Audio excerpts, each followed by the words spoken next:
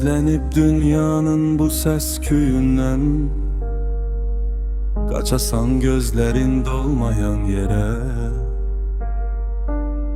Onsuz da bezibdi herkes sözünden, kaçasan insanlar olmayan yere. Ne keder bilesen ne der çekesen, dünyayla arana serhet çekesen, üstsüz insanlara bir xət çekesen, kaçasan nadanlar olmayan yere.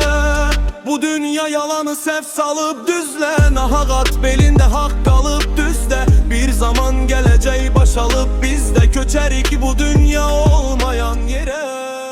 Ne keder bilesen ne der çekesen, dünyayla arana serhet çekesen, üstsüz insanlara bir xət çekesen, kaçasan nadanlar olmayan yere.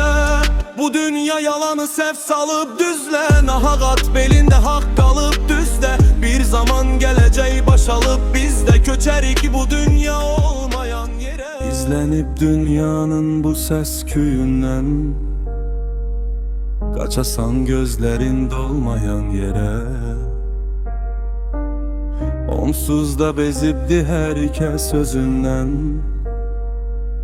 kaçasan insanlar olmayan yere.